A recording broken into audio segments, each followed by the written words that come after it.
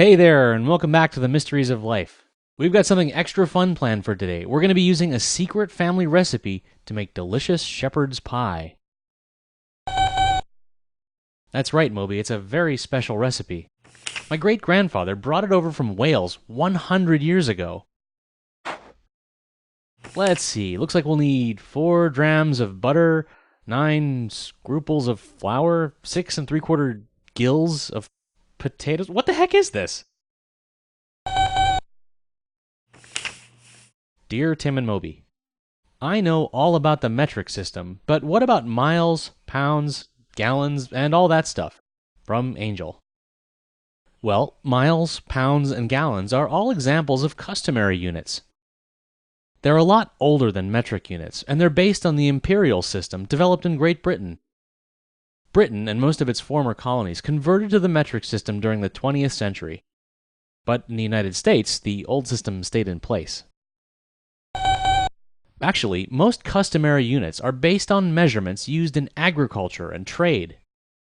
For example, the acre, a unit of area, was originally defined as the amount of land that a farmer and his ox could plow in one day. Well, compared to metric units, customary units have a lot of drawbacks. In the metric system, every unit is based on powers of 10. But in the customary system, pretty much everything is divided into fractions, not decimals. To master it, you have to memorize dozens of different units and lots of complicated conversions. Are you sure you want to know these units? You're not going to have to use them in science class or anything like that. Alright, we'll start with length. The smallest customary unit of length is the inch. It's about the same as 2.5 centimeters. The next largest unit is the foot, which is 12 inches long. Most rulers are a foot long, and so are many submarine sandwiches. 3 feet equal 1 yard. American football fields are all 100 yards long.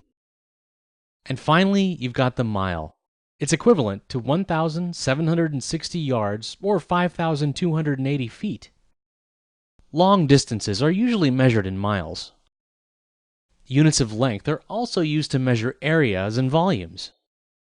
For example, homes are sometimes measured in square feet. And occasionally you'll see volume measured in cubic inches or cubic feet. Right, there are other ways to measure volume too. One of the smallest units of liquid is the fluid ounce. 16 fluid ounces equal 1 pint. 2 pints equal 1 quart. And 4 quarts equal 1 gallon. Actually, there are a lot more customary units of volume.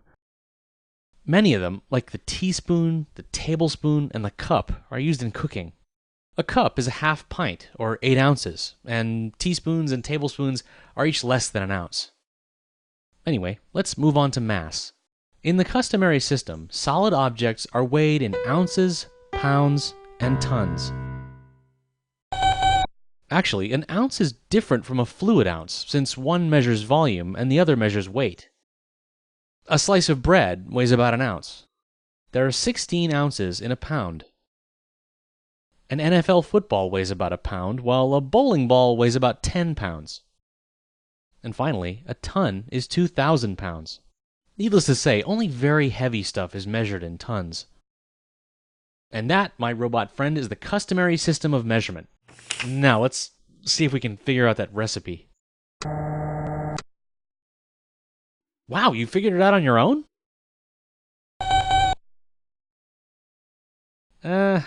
I'm sure it's just as good.